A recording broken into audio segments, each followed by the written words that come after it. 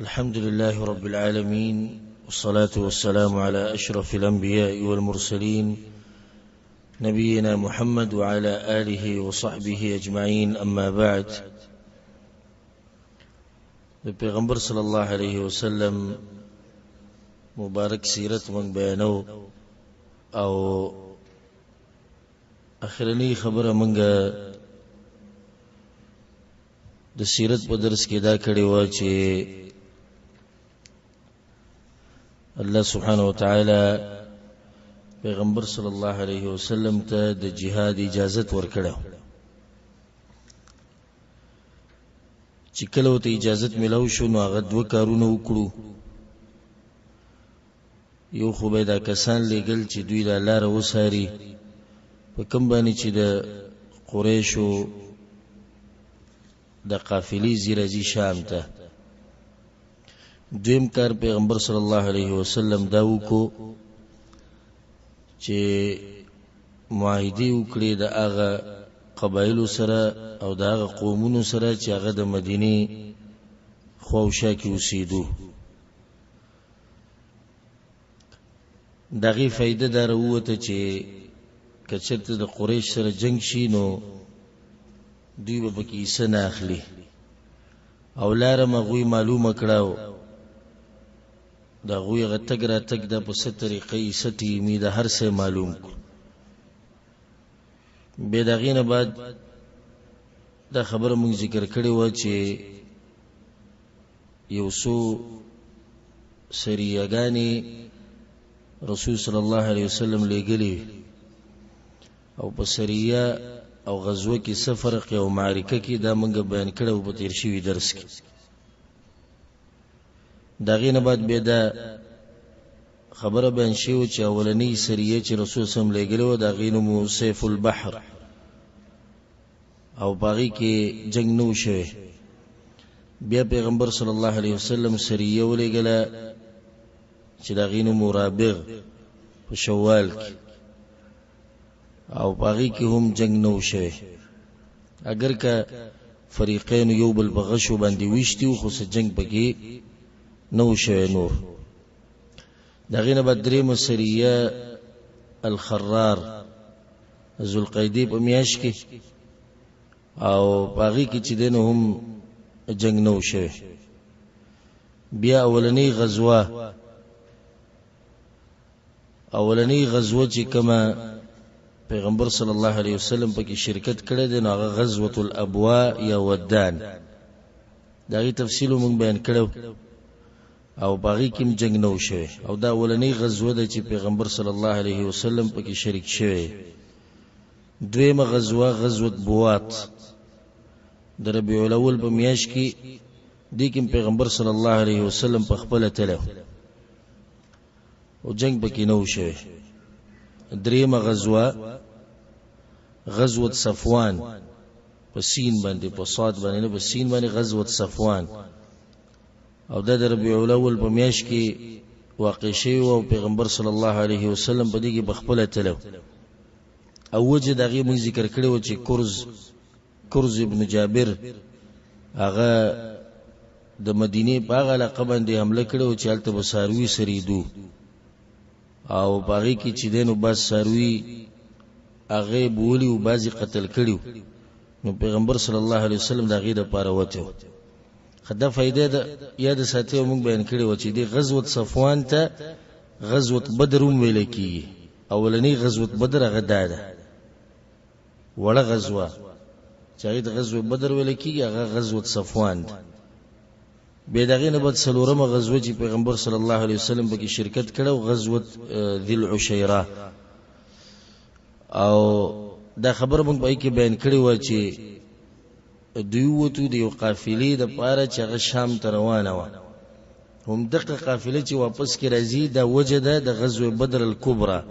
غټ جنگ چې کوم نن موږ تذکره وکړو د بدر غزا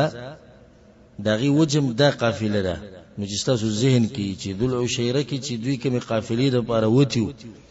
نو هغه شام ته روانه و. اوس د شام نه واپس را روانه ده او بیا بوت د صحابه کرام سره د پیغمبر صلی الله علیه وسلم مخې ته وزینه جستاسو ذهن کې نو د سلور غزوې شو دغه نه بعد یو بل سریه راغلی و چې دغه یو د قسم و او هغه سریه نخله چې باغې باندې مشر چې د عبد الله بن جحش رضی الله عنه او باغې کې هغه واقع راغلی و چې هغه بکې حمله کړې و په قافله باندې او باغې کې چې دینو یو کس وجلې شوی او غو عمرو بن الحضرمي دا بکې وجلې شو او عثمان او حکم د دوانه قیدیان کړیو او نوفل چې دغه هغه مونږ وی مکی ته تختیدلو او به دوی هغه قیدیان او دغه هغه سامان هغه مدینه ته راوړل دغه د لاسه مشرکان یو غټه جاخه جوړه کړه چې تاسو وای مونږ مسلمانان یو مونږ د الله سبحانه وتعالى دین منو او مونږ اسلام منو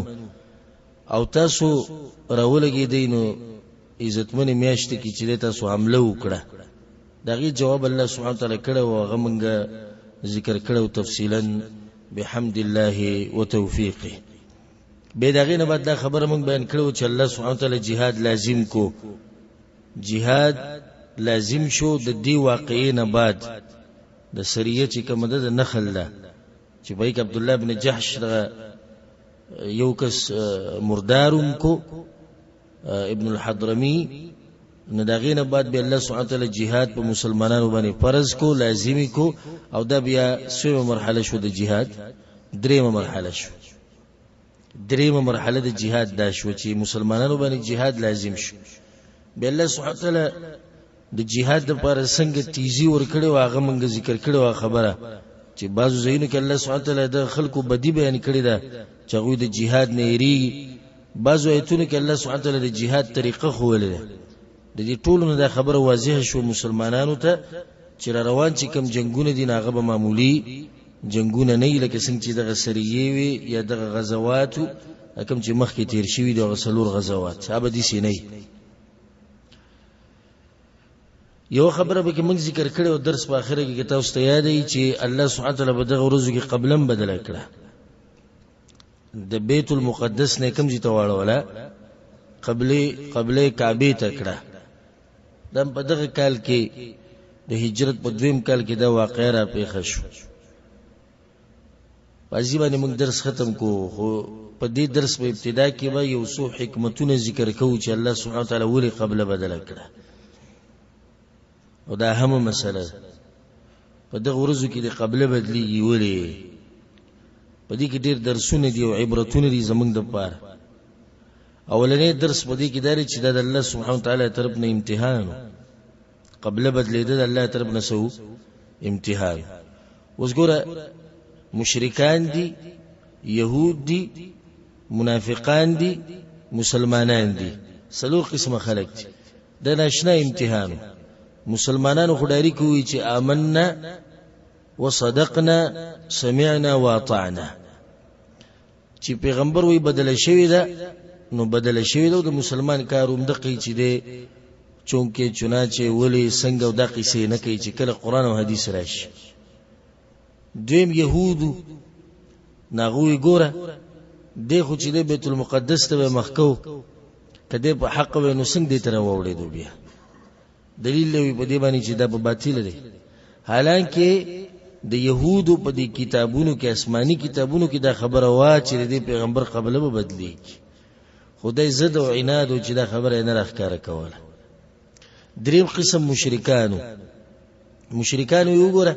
وی اول به د قبله ته مخکو اول به پیغمبر صلی الله علیه وسلم قبله ته مخکو بیا ته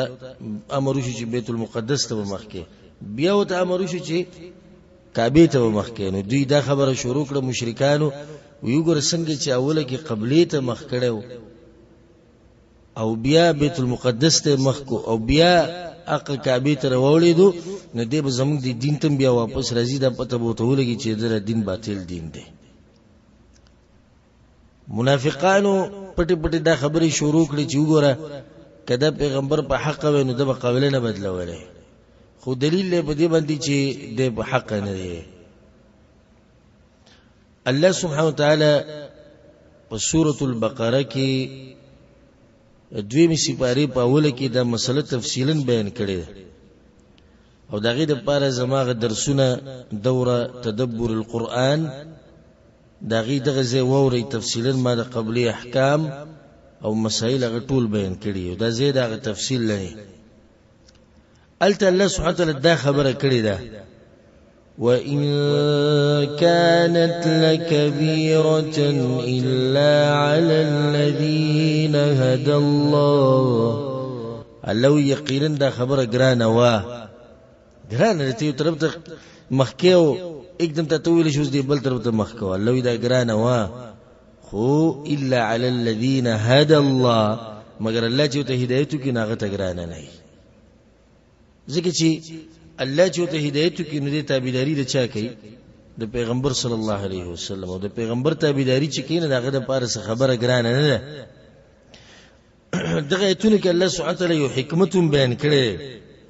چې دې سره هغه خلک واضح شي چې کم د پیغمبر تابعداري کوي او کم نه کوي وما جعلنا القبلة التي كنت عليها قبلی د بدلیدو حکمت وورا الله سوی الا لنعلم من يتبع الرسول الله وی چې مخکار کو خلق چې د پیغمبر تابعداري کوي ممن ينقلب على عقبيه او دا غچانه جدا کو چې څوک به د دین نه مخواله روان بشي نو په دغه ځکه پته لګی دا د مؤمن مسلمان او د منافق او د مشرک او د دین د دشمن پته به دغه ځکه ولګی دا به یو حکمت بل حکمت په دې کې داود د پیغمبر صلی الله علیه وسلم رښتینواله الله ثابت کو او غدي سي چې قبل لا بدل شوی نو الله پیغمبر ته وی دا خلک به دا خبره کوي سيقول السفهاء من الناس ما ولاهم عن قبلتهم التي كانوا عليها قمقلان به دا خبرې کوي چې دی ولې د قبلینه ووریدو قبل لا بدل شوی نه ده او چې څنګه قبل بدل شو هم دغه شان خلکو وي د دلیل دی د رسول صلی الله علیه وسلم د رښتینوالي ینغه ته څنګه پته ولګی چې دوی به دا خبره کوي د شي ډیر ایتونه شته چې الله سبحانه وتعالى پیغمبر د مخ کې نه خبر کړي لکه کله چې رسول صلی الله علیه وسلم لاړ عمره له ومنه کړي شو واقعا ان شاء الله تفصیلا راځي په درسونو کې او ډیر منافقان د پیغمبر صلی الله علیه وسلم سره نو تلی د قریش د یرینا منګ نه شو التغوی من کړي شو صلح وشو د غینوم کې خو دې شو صلح حدیبیه الله ایتونه نازل کړو په پیغمبر صلی الله علیه وسلم سيقول لك المخلفون من الاعراب پیغمبر ته چې واپس لاړ شي کوم چې تانه پاتې شي دوی به ته خبره کوي شغلتنا اموالنا واهلنا بس خپنه شي موږ مصروف شي د بچو سره او د مالونو سره د دنیا سره ومقشانو شو چې پیغمبر لاړ هغه ډایرک عذرونه لرالو وی بس یا چاوي کور او چاوي مور او چاوي خزه او چاوي بچي او چاوي مال الله دې بته ته د عذرونه پیش کوي او به ته دام وی چې فاستغفر لنا زموږ د لپاره بخانه مواړه یقولون بالسنتهم ما ليس في قلوبهم الله دې په جبوه خبره کوي چې بزرونو کې دغه نه دغه دروغ بوي تات د پیغمبر صلی الله علیه وسلم د رښتینوالي دلیل سيقول المخلفون اذا انطلقتم الى مغانم لتاخذوها کله چې تاسو په غنیمتونو په روان شي غنیمتونه د خیبر نو دا خلک به تاسو ته خبره کوي کوم چې پاتې شي تاسو نه په حدیبیه کې سبوي ذرونا نتبعكم منګم تاسو رزو يريدون يبدلوا كلام الله الله دې غواړي چې دا خبره بدله کی زما ځکه چې الله ویلو چې تاسو به خیبر ته ما خلک زی کوم چې بس کې تللی حدیبیه کې تللی قل لن تتبعونا تاسو بتوي چې نمنګ سره بنځي ندوی بتاسو ته وی چې بل تحسدون تاسو زمونږ سره حسد کوي اوس دا خبرې ټولي الله د مخ کې نه کوي لراغله نه دغه وخت او الله د مخ کې نه کوي پیغمبر ته خلک داوي ته بداوي او مقشن بوشوا دلیل دی د پیغمبر صلی الله علیه وسلم د رښتینوالي دا به دویمه فائدہ شو دریم حکمت الله غواړي چې د مسلمانان جدا ښکاری د نور امتونو نه ذکر ولدا کعبه ولا قبله وګرځوله سلورم حکمت بدې کې دا دی الله په دغه آیتونو کې ویلي وکذلک جعلناکم امه وسطا الله وی تاسو ما غره امت ګرځولې عدل والا انصاف والا وسطیت والا نو چې غره امت ته نو د دې غره امت ته پاره غره قبله غره کړه چې هغه کعبه ده او دا قبله د ابراهيم عليه السلام قبله مو نو چې امت غره ده نو د دې امت سره داخه ښکاری چې دوی قبله دیم کمای هغه دیم کعبه چې غره قبله ده نو د غره امت ته پاره غره قبله پینځم حکمت پدې کې راخکاره شو الله سبحانه وتعالى د صحابه کرامو شان راخکاره کو فضیلت راخکاره کو الله اکبر چې پیغمبره د کم ملګری چې تاسو سره دینو دا ګوره معمولی خلک نه دي دوی ته نه پوری دي پر روان حالاتو کې او په جنگونو کې او په هر ځای کې بستا خبره مانی چې څنګه پیغمبر صلی الله علیه وسلم په صحیح بخاری کې د حدیث ته د براء رضی الله عنه وی چې پیغمبر صلی الله علیه وسلم بیت المقدس ته 14 میاشتې یا 19 میاشتې موږ کړو کله چې مدینه ته راغی او دای خوخه و چې قبله کعبه شي اسمان ته به کتو نظر به چلو را چلو چې کله الله ما ته وی چې ستا قبله هغه کعبه ده الله ته امر کو قبله ستا بدله پیغمبر چې اولنې منځ کو هغه د مازیګر منځ د دغه کسانو نه یو کسوته لاړو او په یو جمعات والا باندې تیر شو چې هغه په رکوع کې وو ګور صحابه کرامو تابعداري ته او به د نن سبا درې باز نام نهاد مسلمانانو تابعداري ته یو سره یو هغه لاړ په جمعات باندې تیرېدو هغه په رکوع کې وته وی زه الله گوا کوم په دې خبره باندې ما د پیغمبر سره مونږ کو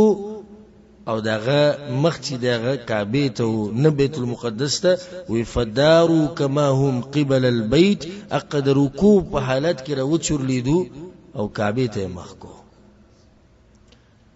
دې ته تابعداري وي د پیغمبر صلی الله علیه وسلم یو زمونږه باز دي جی دا شتي زمونږ په مذهب کې جی زمونږ مولوی سی بیانې سي ولې پاکستان کې او افغانستان کې خلک مني نه نو دا خلق بسوي او پلار نیکه خدا خبره نه وکړي مونږ ته دا قسم خبري بروالی د پیغمبر صلی الله علیه وسلم غو طریقه بروالی هغه به دیوال لرواچ سو حکمتونه شو پینځه شپږم حکمت دې ته ما اشاره کړو تیر شوی درس رب العالمین وی څنګه چې دا قبله بدل شوا دې څه به د حالات مستاسو بدل شي د کمزورتیا به ختم شي د مسلمانانو الله به دوی له بچای ورکې د زمکه الله به دوی له فتح ورکې دوی له عزتونه ورکې هم د قشانش وم حکمت په اخرنه ذکر کو غدا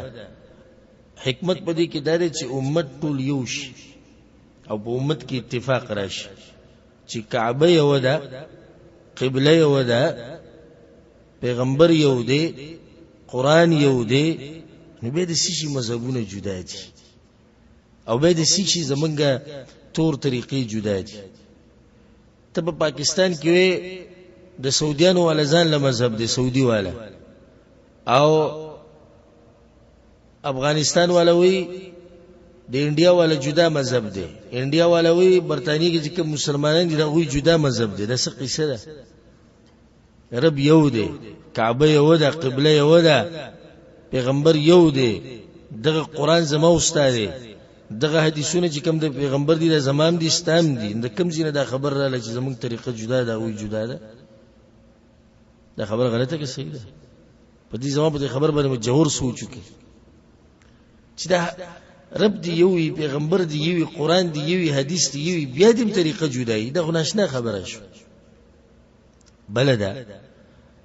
چې د پیغمبر د طرف نو ویل شو چې قبله سره اوس کعبه ته یو بکیم د تاسو نو چې یا رسول الله دا مسله د مدینه والا د پاره ده کده مکی والا د پاره ده کده عراق والا د پاره ده کده شام والا د پاره ده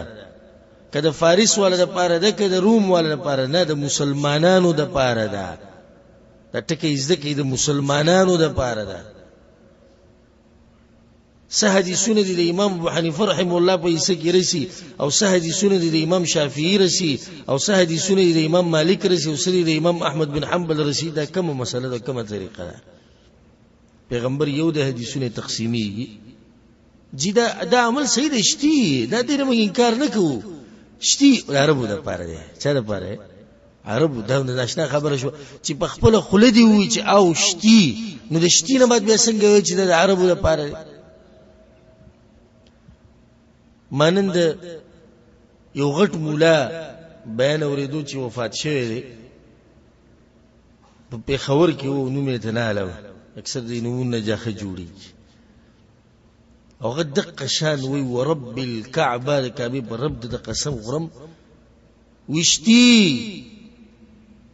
دا مسلې چې دوی بیانې د شتي به حدیثونو کې هغه د په دی وځي چې هغه ته جامع اسلامیه کې سبق ول او دي نه فارغ او درس او ته معلومه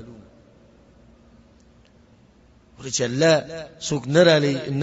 نه غلاري ته نه رالي کنه نه کاغه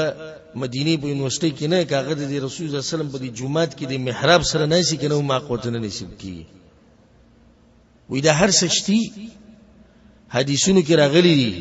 مولوی صاحب نو به تور نه مني وی چونکه موږ د یو مذهب کې دن روان یو نو موږ دغه باندې عمل نشو کولای. و دې مسلې به څه جواب کو؟ خپل د انسان ډیر ناشنا دی په ځان باندې خپل گواہی کوي، خپل وی د هر څه سړي شتي حدیثونو کې راغلي دي. خو چونکه موږ د یو مذهب تابعدار یو هغه مذهب کې دا مسلې نشته. نو قبل چې الله بدل کړه مسلمانانو ته اعلان شو چې څنګه چې تاسو د قبله یو ده نو دغه تاسو دین هغه یو د تاسو یو امت یې. دغه نه بعد واقع بیا د بدر، غزوه بدر الكبرى. کبرى وتولي وای مخکې یو بری غزا ته ویل کېږي. کومه غزا ده؟ صفوان. غزوه صفوان ته ویل کېږي غزوه بدر. ناغه غزوه بدر غوړه ده یا ولنی وته وای دا غټه او دویمه. خو اکثر په د علماونو موږ ورېدلې دي او په کتابونو کې هم د قدی چې اولنې جنگ د کفر او د اسلام موږ کې غداري. حالکه دې مخکې تاسو وریدو چې سلور غزوی شوي دي او سریه هډيري. څنګه دې ته اولنې جنگ ویل کیږي؟ وجه ده چې د دین مخکې په یو سریه کې جنگ نه لشي چې فریقین د مخامخ شي جنگ دي کې دې جنگ نه لشي او نه په یو غزوه کې شوی ده. ها دې شي دي چې لکه دغه سریه نخل عبد الله بن جحش رضی الله عنه چې کتلو په دې کې یو کس وجلې شوی. دې جنگ راغله خو دې جنگ چې کافرانو او مسلمانان د مخامخ شي یو بلتا او یو بل سره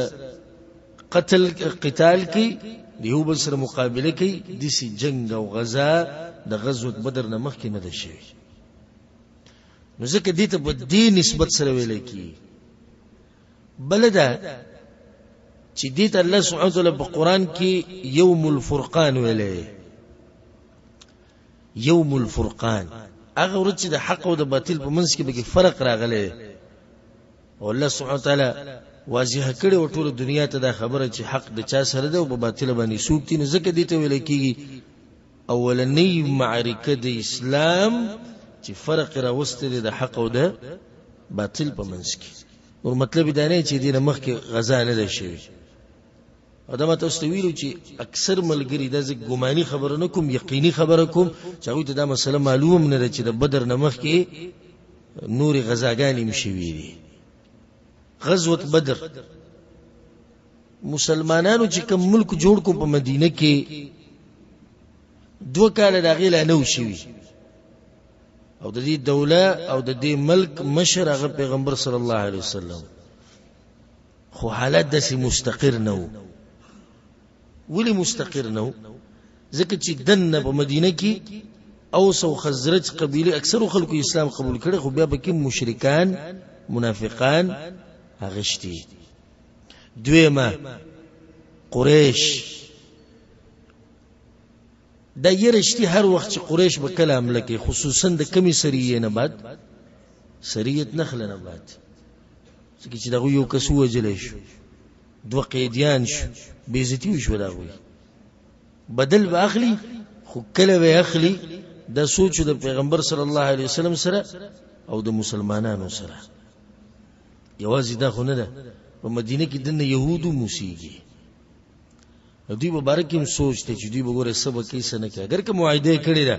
خپل دوی مبارک دا واضح دی چې دا دوکباز قوم دي نو صرف دا مسله خو نه ده سلورمه د مدینه خوښه چې کم باندچیان او عرب او قومونه او قبیله آباد دي چې دوی وګوره څه کوي څه نه کوي دا یو سوچ او فکر دی دا پیغمبر صلی الله علیه وسلم الله چې دا خبره کړی دا إنا سنلقي عليك قولا ثقيلا پیغمبر یو وینا در کوم خو ډیره درنه وینا مدل در کوم څنګه درنه ووضعنا عنك وزرك الذي أنقض ظهرك الله ما دنه ګره بوج چې کړو غني دی بوج خو درملا ماته ولا یقینا دا بوج ملا ماتي چې شړې دومره سوچونه او دومره فکر یې راغی من سره د خزي د بچو سوچ دې دار سره ویشتي راګره کې د سپین ور به غمونو شي غمونو کم غمونو ستا به ګره کې سپین ور غول ستا به وختو یا د ریال ډالر غم دې نو بل څه غم دي ته سوچ دې دین په غم کې د وخت سپین شو رسول صلی الله علیه وسلم ته یو صحابي و یا رسول الله وی ګیره کې د سپین ولګیدو وی سپین باندې لګي هغه سورتونو نمونه او تواغستو به کوم کې چې د قیامت تذکره راغله وی دغه سورتونو زه بوډا کړم یو د سپین ویخته لګیدي یو زمونږ د سپین ویخته لګیدي ملک ته کله زمو پیسې به سومره ګټم د کور بسکی او د غم خادي بسکی یو د سپین دغه چته وایم چې د غمونو کې سپینه شي خونم نه کوي خبره می دی پر راوسته چې پیغمبر دا بوج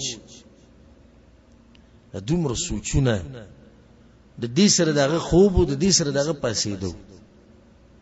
د دې سره دغه هر صدق سوچ به په ذهن کې او په دغه وخت کې دا غزا رااله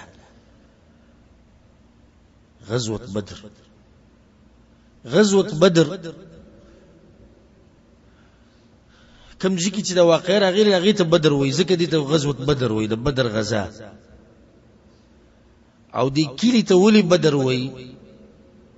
نو بعض علماء دا خبره ذکر کړې ده چې دغه ځکه یو کس وسیدو بدر ابن مخلد ابن النضر ابن کنانه دغه کلی کې وسیدو بس به نسبت د دې کلی دغه ته شو بدر او دې سیمه لکه چې یو کس دغه نوم بدر ابن الحارث او دا مویل کېږي چې دی کې یو کویو او دغه کوی نوم سو بدر به دی کوی ته بدی وی بدر خو سپومې ته وي دا کوی ګولو دسی ګولو لکه څنګه چې سپومې یا دا چې دی کوی وبډيري پاکي وي او چا چې به دی وبو ته کتونو د شپې بوته به سخ کاری دا سپومې بخ کاری دا نو ځکه هغه ته بدر ویل کی به د علاقه مشهور شو بدر د مدینې نه چې پیغمبر صلی الله علیه وسلم د سفر کوونو یو سل شپېته میله تقریبا لري راځي یو سل شپېته میله او د مکې نه 2.5 میله لري ده او زمنګ په اندازه د گاډو په اندازه کې د مدینې نه بدر چې 330 کیلومتره لري ده 330 یعنی تقریبا 3.5 غنټې لار وته لګي چې ته په 120 سپیډ کې رواني تقریبا 3.5 غنټې او د مدینه او د بدر په منځ کې د کیلومتر په حساب سره یو سل 350 کیلومتر لار ده یو سل 350 کیلومتر لار یو نیمه غنټه وته لګي او به د بدر او د بحر احمر کوم سمندر چې دریاب دغه غاړه او بدر په منځ کې تقریبا 10 کیلومتر لار ده. دغه طرف ته کوم دریاب دی سمندر دی دغه د بدر په منځ کې څومره لار ده؟ تقریبا 10 کیلومتر لار راځي. بحر احمر چې هغه معروف سمندر او دریاب دی په دغه طرف باندې. غزوه بدر د دې تذکره الله سبحانه وتعالی په قران کې کړې ده او د ټولونه ډیره تذکره چې د دې غزا راغلي ده هغه په سوره الانفال کې راغلي ده. سوره الانفال په کومه سپاره کې؟ نهمه سپاره کې. سوره الانفال، انفال غنیمتونو ته وي. دا مسله براشي چې کله بدر کې مسلمانانو ته فتح ملو شو نو اختلاف ودی کې راغی چې غنیمت به څنګه تقسیمو، نو الله دا سورۃ نازل کو سورۃ الانفال. تر دې چې بعضو صحابه کرامو بدی ته سورۃ بدر وي. سورۃ بدر ولې به ته سورۃ بدر وي؟ په دې کې ډېره تذکره هغه د بدر شوی. الله سبحانه وتعالی په دې کې هغه نعمتونه ذکر کړي دي کومې چې مسلمانانو له بدر په میدان کې ور کړي. ان شاء الله غوځي په زیر راځي او غایتونه به ته وخیمه ان شاء الله. الله سبحانه وتعالی په دې صورت کې هغه ادب هم ذکر کړی دی چې یو مجاهد جهاد لذین دی بس کوي کم آداب دي چې بزن کې برولي هغه الله ذکر کړی. په دې صورت کې الله سبحانه وتعالی دا مسلم ذکر کړی دا چې مال غنیمت به څنګه تقسیموي. په دې صورت کې الله سبحانه وتعالی د مشرکانو حالم بیان کړی چې په بدر په میدان کې په مشرکانو باندې کومه سخته تیر شوی ده، کوم حالات تیر شوی دي، هغه ټول مسله الله سبحانه وتعالی ته ذکر کړی ده. په دې صورت کې ناشنا عبرتونه او درسونه دي. نو کوشش وکړئ چې د دې تفسیر یې واورئ یې وګورئ. الله سبحانه وتعالی دې موږ له د پوهېدو توفیق راکړي. غزوه بدر، غزوه بدر اولنې جنگ د کفر او د اسلام په منځ کې، اولنې جنگ د مسلمانانو او د کافرانو په منځ کې. او دا معلومه واضحه خبره ده چې د هر جنگ او د هر معرکې نه مخکې یو سبب چې دغه د لاسه د جنگ کې دي سیده کنه. د واضحه خبره چې د هر جنگ یو سبب دغه د لاسه جنگ کې هغه څه اسباب دي چې دغه د لاسه د بدر غزا را پیښه شو. معروف یو سبب ذکر کی او هغه د قافلې لپاره پیغمبر صلی الله علیه وسلم وته. خو نور اسباب هم دي چې یو څو ماره جمع کړي د الله په توفیق سره. یو سبب د بدر د غزا او د دې جنگ هغه د چې حق او باطل چې په دنیا کې یي، نو د حق یو عسكر شته، د باطل یو عسكر شته. حق هغه دی او هغه خلکو سره چې هغه په پیغمبر صلی الله علیه وسلم باندې ایمان راوړ.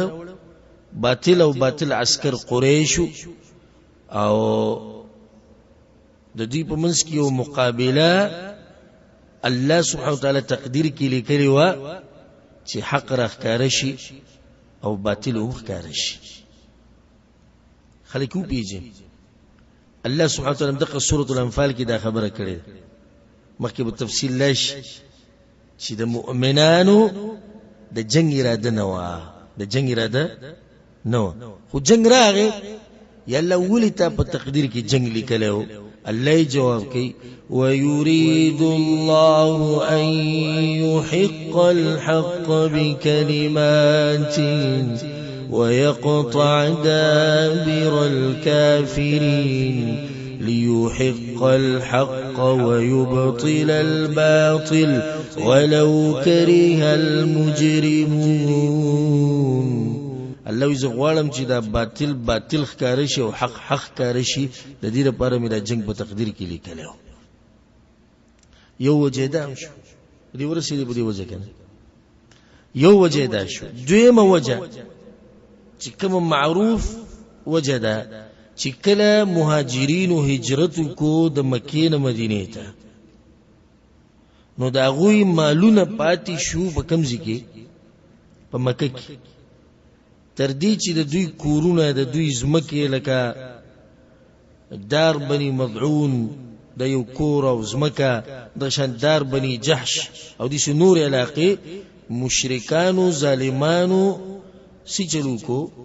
دغه کورونه اوران کړو او یې خرڅ کړو پیسې جیب ته واچولې.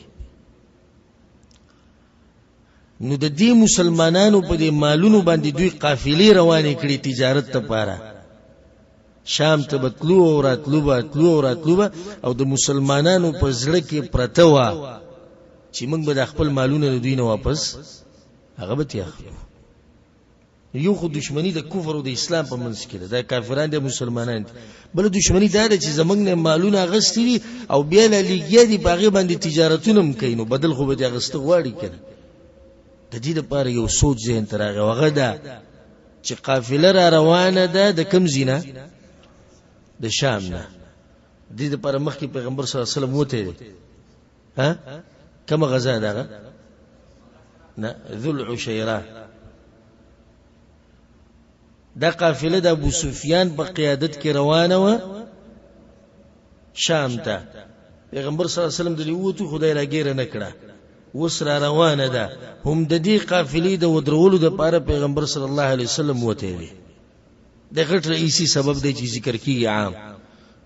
د بدر غزا ولې شوې ده که مختصر جواب ورکې نو یو قافله را روانه و د قریش د شام نه مکې ته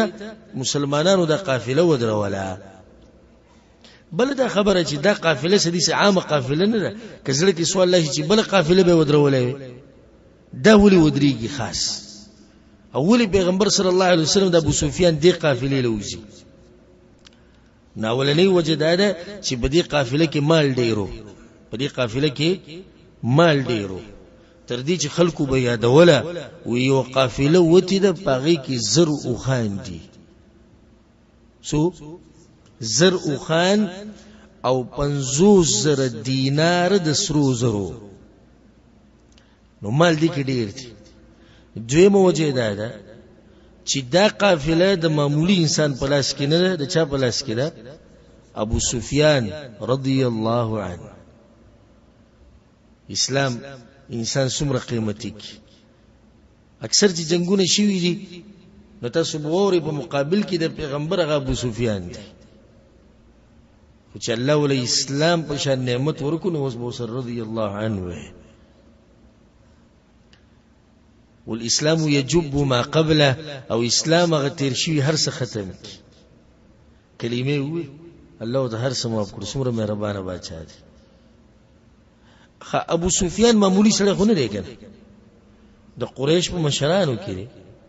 نو چې د قریش په مشرانو کې یو کس په یو قافله باندې مشر شوی نو دا به معمولی قافله نه، دا به غټه قافله. ځکه د مسلمانانو زړه دا غوښته چې دا قافله ودرو، حالانکه دغه چوکیداری د پارم ډیر سختی کړي و. تقریبا 40 کسان د دې قافلې په چوکیداری کې، د دې مخکې قافلې ترې شوي دي لکه سریه نخله، هغه کې تقریبا 4 کسانو کې 15 کسانو د قافلې سره دي کې سودي 40 کسان د صرف د چوکیداری لپاره دي. او چې 40 کسان د چوکیداری د پاره نو بدی قافله کې بسې. بل وجه سریه نخله کې چې کله د کس وجلې شو ابن الحضرمي، نو قریش ډیر ګرم کیدو، موږ بدا کو موږ بدغه کو، نو ځکه بګی د جنگ واقع شو نغوی په ځل کې پرته و مسلمانانو ته. ان شاء الله مخکې براشي چې د مشرکین په خپل منځ کې اختلاف پیدا شي. په سفر راوته به بازوي زو بازوي نزو، حکم چې بګرا ګرم شوی دی هغه په ډیر ګرم شوی دی چې زمنګ نه یو کس وجل دی، نو دام یو سبب دی د دې غزا او د دې جنگ. بلدا چې قریش او انصار ته بزړه کې پرته دي چې دوی ولې زمنګ دې کس لزی ورکو او دا غسر ودریدونو بدلتي غست غواړي، نو دام یو وجه ده. تاسو ته ویلو کنه لکه د عمرې نه سعد بن معاذ رضی الله عنه منک دویم کاری سوکو، دویم کاری سکړو چاته خط لیکلو، عبد الله بن ابي بن سلول ته خط نو لیکل، چې ته دا کسانو باندې عملو کا او دا کس د خپل ملک او علاقې نه وشړي چې موږ به د باندې عملو کو او د هر څه بدل ختم کو. نو دې ځکه خو مشرکانو غوښته چې دا حمله موږ وکړو او خپل بدل د چا نه واخلو، د انصارو نه واخلو. سبب د غزا دغه غټ سبب دا شو چې قافله را روانه ده د شام نه د مکی طرف ته.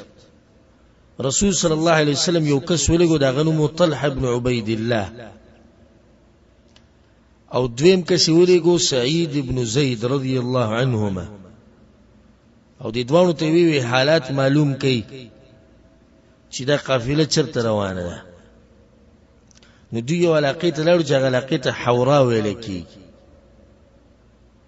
نو په دې چې د علاقې ته ورسېد ابو سفیان قافله روانه او په دغه طرف،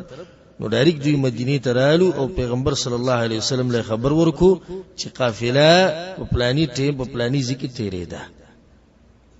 مته سوي چې دغه سره سو خانو زر او خان او سو دیناره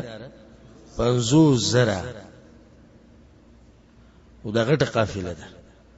او خډیر مال له وسره. نو دا اوس یو موقع ده چې په دې کې کوم ضربه چې به ورکړی کیږي او کوم گزار چې په قریش باندې کیږي، هغه به اقتصادي او سیاسي او عسکري هر قسمه وي. اقتصاد خراب شو چې دومره مالونه تی ونیوي شو، عسکري او سیاسي ضربه چې د سره سلويخ کسان دي، سلويخ کسانو راګیرول سي دي ګران دي کسان دي، اسان دي. نو ځکه پیغمبر صلی الله علیه وسلم اعلان کو وی دا روانه ده قافله د قریشو، راځي چې وځو پسې کېدی شي الله زمون په لاس باندې موږ لراکي. خو پیغمبر صلی الله علیه وسلم په چا باندې زور زبردستی نه ده کړې په دې غزا کې، په دې کې په چا باندې زور زبردستی نه ده کړې. که څوک یې موږ سره زی نو راځي، ځکه چې دا د هغوی په ذهن کې نه و چې جنگ بکی. بس یو قافله ودرولې هغه سلويخ چوکیداران دي او څه دومره غټ کارخونه چې هغه لپاره مونږه اسلحې راو باسو، سورلې راو باسو، نه هیڅ صورت نشته ده لپاره. نو ځکه پیغمبر صلی الله علیه وسلم په چا زور زبردستی نه راويستي. او ځکه کعب بن مالک رضی الله عنه چې کله خپل واقعه بیانې چې تبوک د غزا نه څنګه پاتې شو، نه غوي د بدر په غزا کې زنوم شریک شوه، او وجه دا و چې پیغمبر صلی الله علیه وسلم په چا باندې زور زبردستی نو کړی چې ته لازم زینا که څوک موږ سره زی وی راځي. پیغمبر صلی الله علیه وسلم تیار شو د وته د پاره او دغه سره صدپا 300 کسان، باز 300 دیار ل ذکر کوي، باز 300 سوارلس او باز 300 ولس. خود 300 لسونه بره دي، کغه 300 دیار لسی، کغه سوارلسی او کغه ولسی. په دې کې تقریبا شپږتیا کسان د مهاجرینو نو، شپږتیا کسان د مهاجرینو نه، او د اوس قبیله نه، اوس او خزرج د خدای انصارو دوه غټ خاندانونه قبیله. نو د اوس نه یو شپږ کسانو، د خزرج نه یو سل او یا کسانو، یو سل او یا او یو شپږ تاسو شو 211 211 د صرف د انصارو نه دي، باقی چې کم دي د مهاجرینو نه دي. پیغمبر صلی الله علیه وسلم روان شو او د ځان سره دوی اسلحې ډېر روانه غستې، د خپل توره راغسته او روان. او وخت د توره ګرځول دا به عام خصوصا چې به د چا دي سي دښمنیانی وي، هغه به ځان سره د توره هرځي ته وړ، دوی ځان سره کا توره راغسته. او سبحان الله صد پاسه 300 کسانو صرف وسره دوا اسونو. د اسباو کې قیمتي شیو لکه نن سبا چې وسلی سره ټینګ کی، دا سره اس یو اس د زبیر ابن العوام رضی الله عنه سره، او دویم اس هغه د مقداد ابن الاسود الکندی رضی الله عنه. مقداد څه تذکره موریدلې کنه، ها یمن نه چراغلو، او اسود وته ویل کی مکه کې چې چا دل زی ور کړو او دغه سره لوي شو، نو هغه ته نسبت کیږي ابن الاسود، نور د خپل نوم دی مقداد ابن عمرو. مقداد ابن الاسود الکندی، کندی او ته بدوي چې د پلار یمن ته تلو او کیندا علاقې سره اوسېدونو نسبت بیالته کیږي. دا غوینه واده کو مقداد ته پیداو. د تفصیل ما که تیر شوی درس کې کړو که زنه خطا کې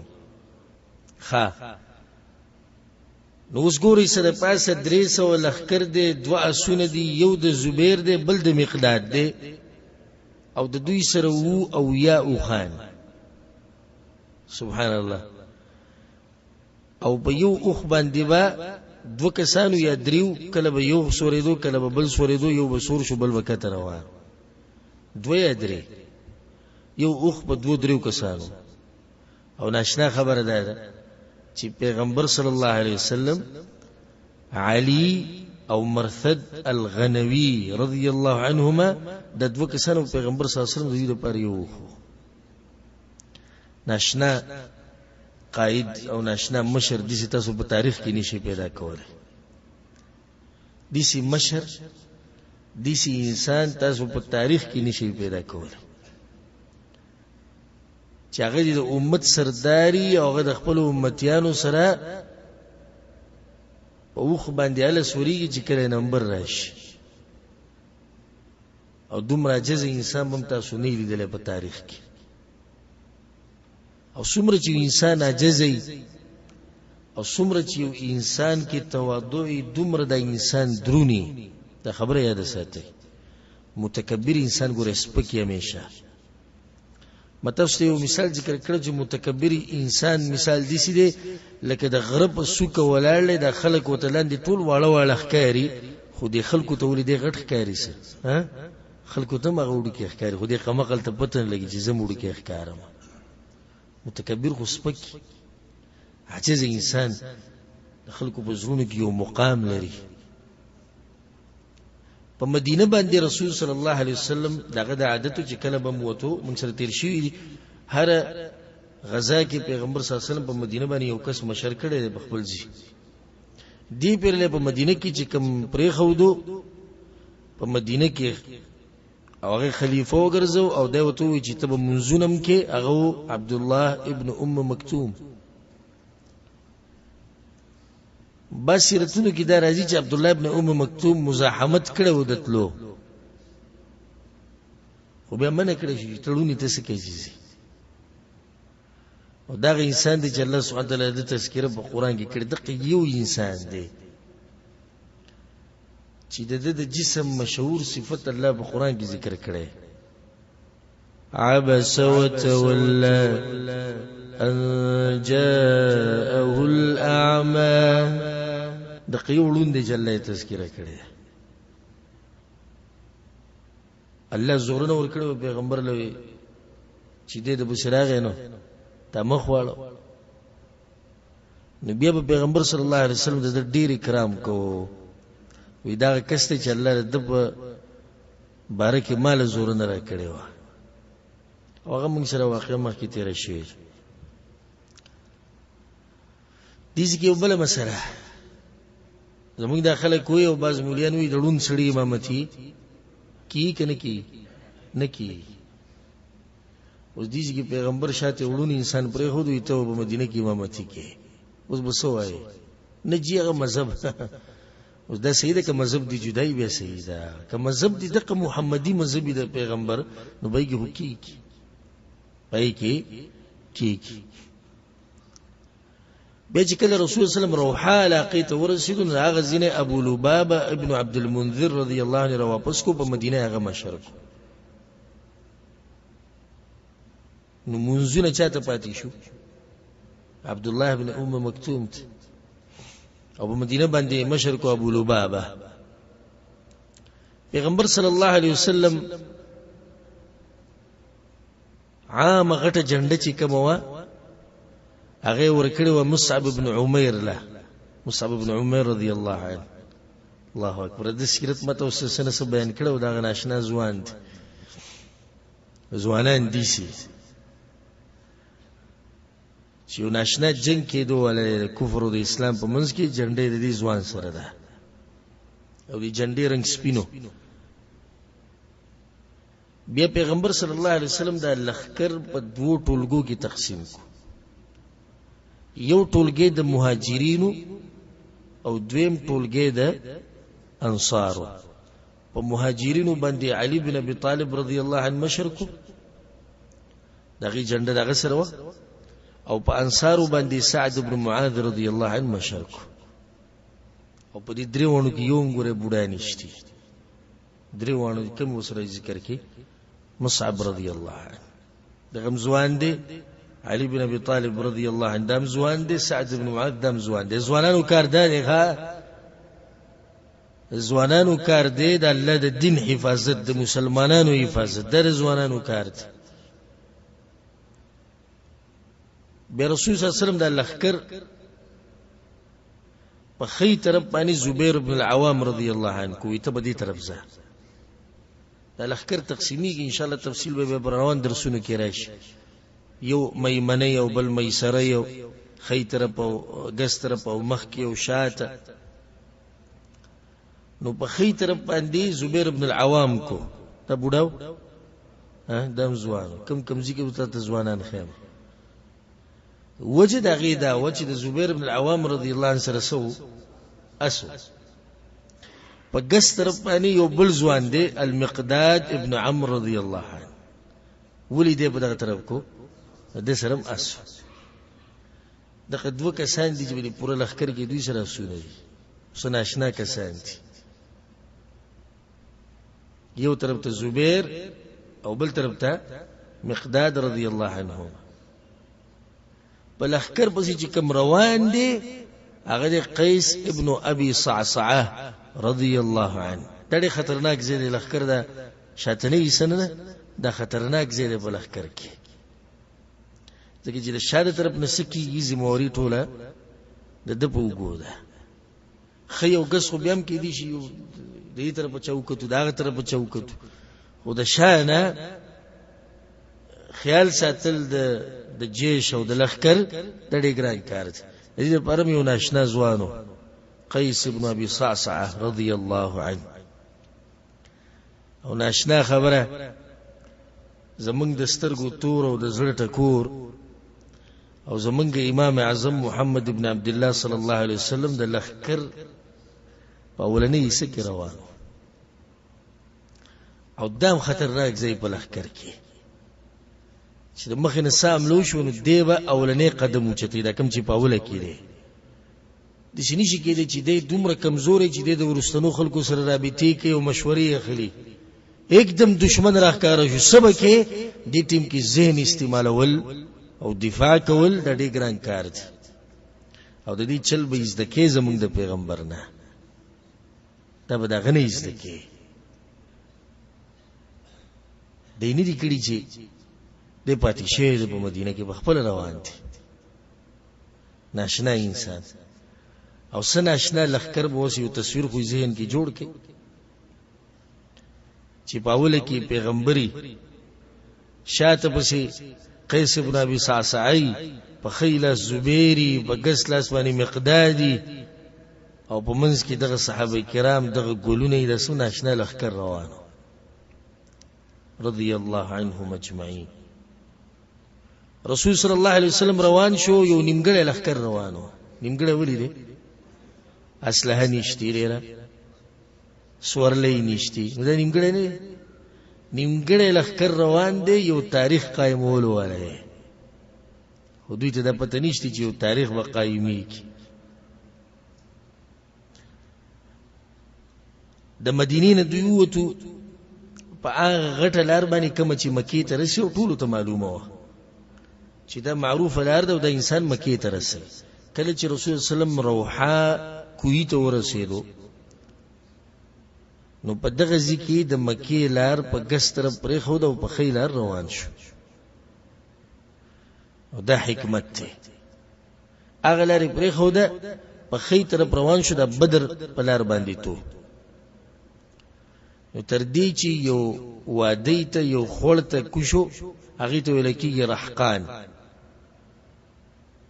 په دغه طرف باندې رسول سلام روانو په یو در باندې تیر شو چې هغه ته صفرا ویل کېږي. چې کله د رحقان د وادي نه ووړېدو هغه شاته پرېښوده نو صفرا علاقې ته نږدې شو نو په دغه ځای کې دوه کسان دی ولېږل یو ته ویل کېږي بس ابن عمرو الجهني او دویم دی عدي ابن ابي الزغباء الجهني دواړه د جهني قبیلې نه دي وی تاسو لاړ شئ زمونږ نه مخکې بدر ته او دا قافله په کم ځای کې نه ده کم ځای کې نه ده موږ له حالات راوړئ وی سید یا رسول الله مکې ته خبر ورسېدو هغه څنګه غدیس ابو سفیان ډېر هوښیار انسان وګوره قمقل نه او چې کله قریش دې مشرکو په دې قافله باندې نو پوه شي چې دله به الله یو عقل ورکړی او ځکه مشر دی نو ابو سفیان هغه ته دا پته و چې د مکې لاره ښه د خطرونو ډکه لار ده او دا هغه ته پته و چې حملې شوي دي په قریش باندې او مسلمانان دې لارو ته راوځي نو وخت به وخت به هغه کسان لیږل چې تاسو معلوماتو کې چې څوک راوتي خو نه دي په دغه جاسوسۍ کې او دغه چې کوم استخباراتو دغه چې کوم پټ خلکو هغه یې غلا خبر راوړ چې رسول صلی الله علیه وسلم راوته دي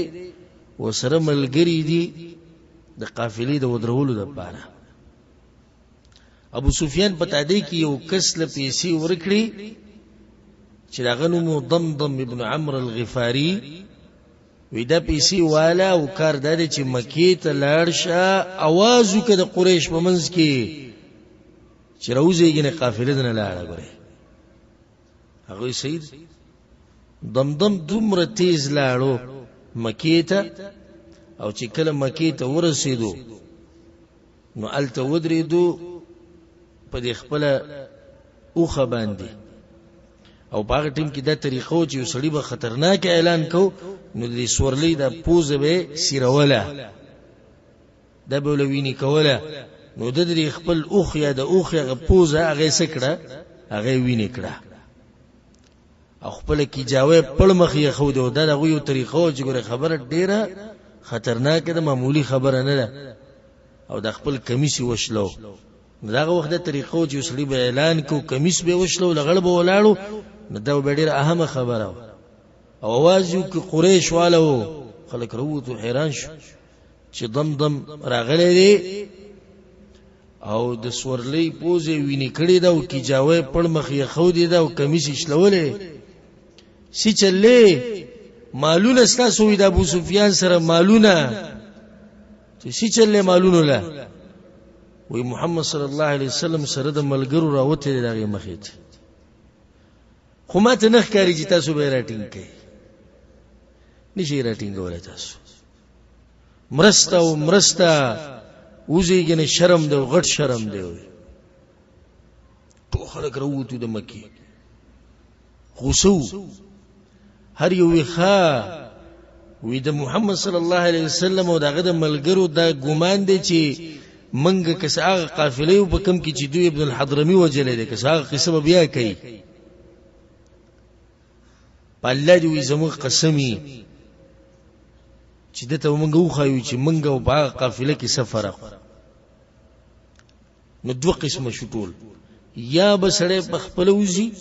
او یا به خپل ځی باندې بل سړی لیکي مطلب دا شو چې ټول راووت مطلب دا شو چې ټول وزګي چې کم چې نه دی راوتی هغه بخپل ځواني بل کسره لګلې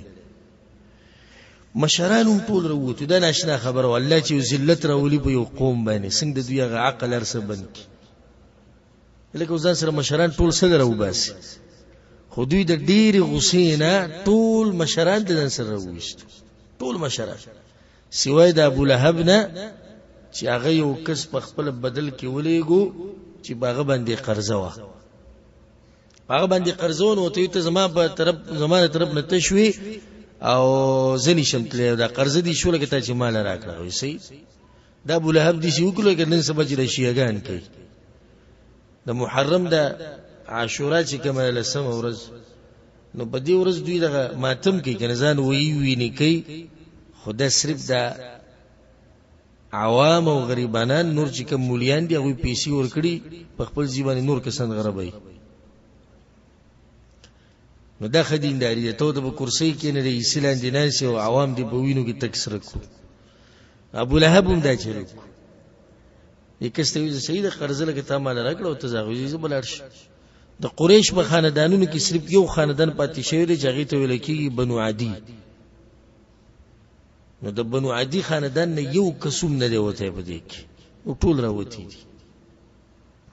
خدای لخر چې دی په دې کې وو دیار لسو کسان. سو کسان پکې دي دیار لسو سل اسونه او شپږ سوه زغری او د وخانو عدد نو معلوم دومره ډېر وخانو وسره. او په دې لخر باندې مشر چې هغه ابو جهل ابن هشام چې دته بغوی ابو الحکم وی خو پیغمبر صلی الله علیه وسلم په دانو یې خو د ابو جهل او دا ډېر اوچت انسان د قریش په دې لخر باندې د مشر. او نه کسانو چې دوی به د خوراک خاک خیال ساتو دی لخر. او روزانه به یو ورځ به نه او خانه لول او په دویم ورځ به لسو خانه لول. یو ورځ نه دویم ورځ لس.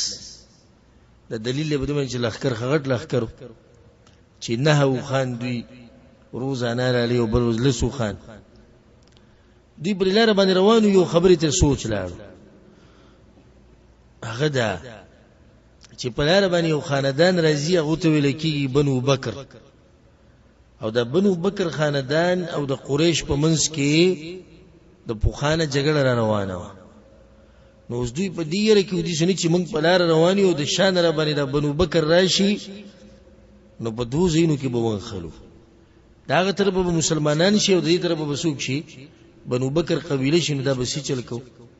نږدې و تاریخ کې راځي نږدې و چې دوی خبره واپس کړې او نه وته ځکه دا خبره دومره دوی ته خطرناک ښکارېده. بنو بکر غټ خاندان او غټ قبیله خو په دغه ټیم کې ابلیس شیطان راغی د سراق ابن مالک المدلجی په شکل کې. او سراق ابن مالک د بنو کنانه خاندان مشرو دا خبرې سم زور نیو. نو شیطان هم د په شکل کې راغی نو هغه حیران شو دا خو دغه راغی سراقه څه کوي ګره. چې کله سراقه راغی نو هغه ته وی زدغه چې زده دي زموارمه تاسو زئی بنو بکر خاندان تاسو ته هیڅ نشي ویلي. هغه مطمئن شو چې دومره غټ انسان دا خبره کوي سراق ابن مالک المدلجی او څوک دی وایي سید زی چیزو او سني شي کې روان شو. الله سبحانه وتعالى د دې د وتوغه وصف ذکر کړی دی بطرا ورئاء الناس ويصدون عن سبيل الله. الله ډیر په تکبر سره وروته ډیر په تکبر سره او خو یقیني دا خبره پزله کې و چې د مسلمانان به منګه ختمو دوی ته به نقصان رسو. خدا د دوی هغه یو چلو چې جوړ کړو او الله وتم یو چل جوړ کړو. په ډیر تعدی سره دوی روانو د بدر طرف ته وادي عصفان او به دې جحفه ورسیدو. چې دې جحفه کله دوی ورسیدو نو باغ ځکه دوی ته یو خط راغی د ابو سفیان چې واپس شي ځکه چې تاسو راوتی وي د قافلې د بچ کولو د لپاره او قافله بچ شو. قافله څه شو؟ بچ شو.